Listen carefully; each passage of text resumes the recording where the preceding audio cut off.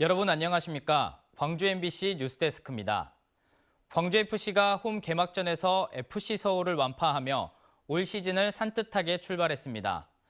오늘 경기에는 잉글랜드 프리미어리그 출신인 링가드 선수가 K리그에 데뷔해 축구 팬들을 흥분시켰습니다. 주현정 기자가 현장을 다녀왔습니다.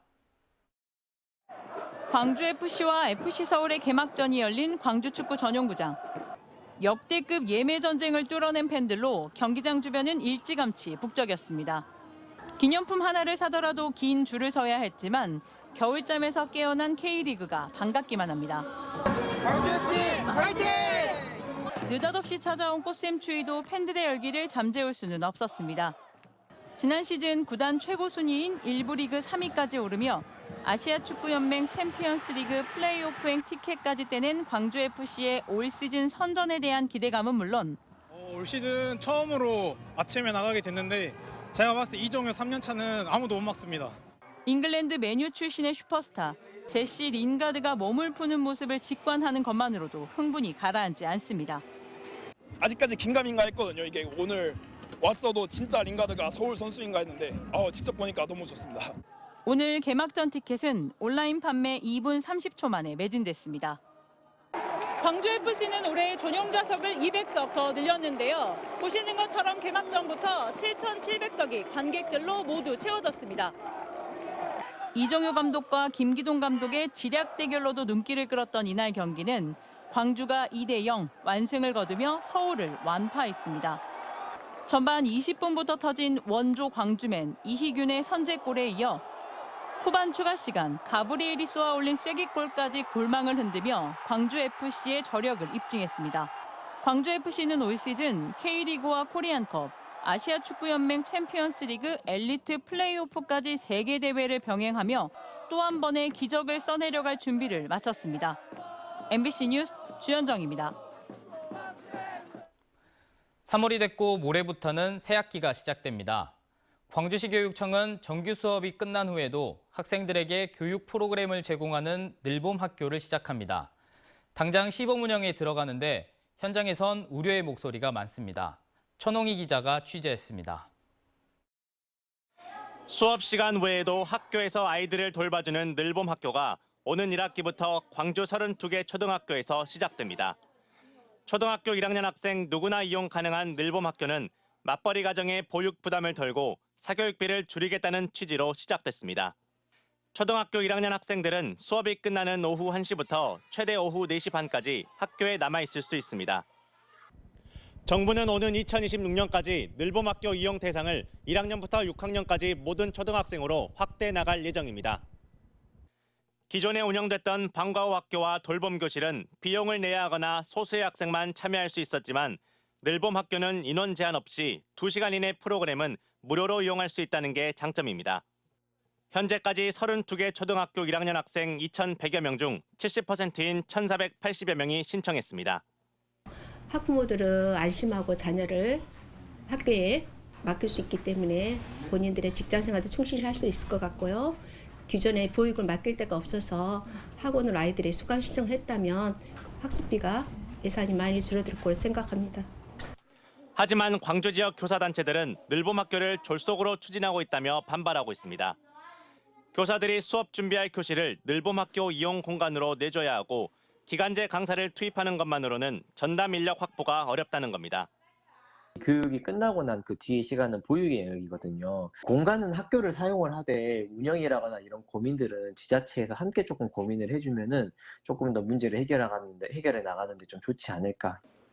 광주시 교육청은 학교 안에 남는 교실을 최대한 확보하고 그렇지 못할 경우 지역아동센터 등과 연계해 늘봄 학교를 이용할 수 있도록 하겠다고 밝혔습니다. MBC 뉴스 천홍입니다. 천연기념물이자 멸종위기 야생동물 1급인 수달이 17년 만에 목포 남항철새도래지에서 모습을 드러냈습니다. 남항철새도래지는 도심 근처에 있는데도 다양한 멸종위기 야생동물이 발견될 만큼 청정한 환경을 자랑하는데 최근 인근에서 공사가 이루어지면서 우려도 높습니다. 안준우 기자가 취재했습니다. 수달 한 마리가 물살을 가르며 물고기를 잡아먹습니다. 천연기념물이자 멸종위기 1급인 수달이 모습을 드러낸 곳은 목포 남항의 갯벌. 해마다 많은 개체의 철새들이 찾아오며 뛰어난 생태학적 가치를 인정받는 곳이지만 수달이 포착된 건 17년 만입니다. 도심에서 발견된 것은 상당히 이례적이고 제가 생각하기에는 아직은 생태적으로 조금 유지를 하고 있고 그만큼 먹을 게 많고. 겨울철 이곳 남항철새 탐조대에서는 최대 2천여 마리의 철새가 관찰되기도 합니다. 멸종위기 1급인 황새부터 멸종위기 2급인 검은머리 물대새와 노랑부리 저어새까지 수달이 모습을 드러내기 전에도 20종이 넘는 멸종위기 야생동물이 이곳에서 발견됐습니다. 인근의 빗물 펌프장에서 방류되는 생활하수에 포함된 유기물이 갯벌 생물들의 풍부한 먹이가 되면서 우수한 서식 환경이 된 겁니다. 하지만 지난해부터 본격화된 인근 공사로 이 같은 환경은 위협받고 있습니다. 지난 2022년부터 인근 3만 2천 제곱미터 대지에서 추진 중인 친환경 선박 연구지원 인프라 구축 사업. 각종 중장비는 물론 높은 전봇대들까지 철새 도래지 주위를 둘러싸면서 이곳의 높은 생태학적 가치를 걱정하는 목소리도 커지고 있습니다. 조금 더 생태적인 공원으로 처음에 만들었던 목적도 있었기 때문에 조금 더 살리는 방안으로 공존하는 방향으로 나아가면 좋겠다는 생각을. 멸종 위기종을 비롯해 반가운 수달까지 찾을 만큼 다양한 생명의 보금자리인 남항 철새 도래지. 도심 속 희귀한 안식처를 찾아온 생명들이 쉴 공간들은 갈수록 줄어들고 있습니다. MBC 뉴스 안준호입니다. 민주당이 광주 서구갑 선거구를 송갑석, 조인철, 이인경 선으로, 담양 한평, 영광, 장선 선거구를 이계호 단수공천으로 최종 확정했습니다. 민주당은 오늘 새벽까지 최고위를 열고 지난 2일 재심의가 서갑 박혜자, 담양 한평, 영광, 장성, 박노원, 이석형 예비후보에게 경선 기회를 제공하기로 한 결정을 백지화하고 기존에 발표한 대상자로만 경선을 치르기로 했습니다. 또 순천광양, 곡성, 구례을에는 현역 서동영 의원을 경선 배제하고 권향엽 예비후보를 전략 공천하며 전남 10개 선거구의 경선 후보를 모두 확정했습니다. 제22대 총선 후보자 등록은 오는 21일로 민주당은 3월 둘째 주까지 광주 전남 모든 선거구의 본선 후보자 결정을 마무리한다는 계획입니다. 국민의힘이 4월 총선에서 호남 세석 확보를 희망한다는 바람을 피력했습니다. 정영환 국민의힘 공천관리위원장은 호남권 목표 의석수에 관한 질의에 대해 전북과 전남, 광주에서 각각 한 석씩 국민의힘을 밀어주면 나중에 지역 발전 등에 상당한 도움이 되지 않을까 싶다라며 지지를 호소했습니다. 한편 국민의힘은 16년 만에 광주 8개 모든 선거구에 후보를 내기로 하고 다음 주까지 호남 공천을 마무리한다는 계획입니다. 오는 4월 총선에서 광주 지역구 출마를 공식 선언하겠다던 새로운 미래 이낙연 대표가 회견 하루 전인 오늘 일정을 잠정 연기했습니다. 이 대표는 자신의 SNS에 민주 세력의 결집과 확장을 위해 사전에 긴급히 해야 할 일이 있다며 내일 김대중 컨벤션 센터에서 열기로 했던 광주 출마 선언식을 취소한 배경을 설명했습니다. 이에 대해 새로운 미래 관계자는 광주 전남 출마를 염두하는 후보들과 긴급히 교감해야 하는 일정이 생겼다며 이 대표의 광주 출마 결정 자체가 번복되는 건 아니라고 알려왔습니다. 지난주 기상악화로 열리지 못했던 광주 곶싸움놀이 축제가 내일까지 칠석동 곶싸움놀이 테마파크 일원에서 열립니다.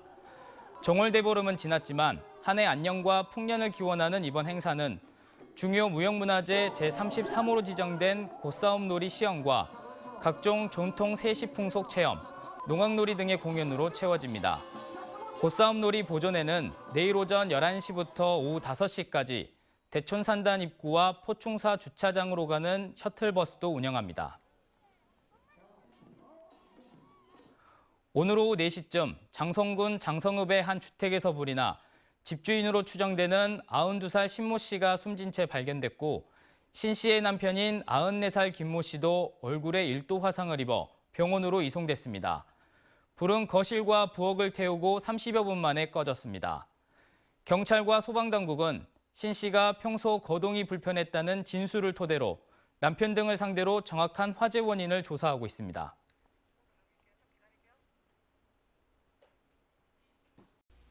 언제 어디서나 내 손 안의 뉴스. 광주 MBC 뉴스 유튜브 구독으로 함께하세요.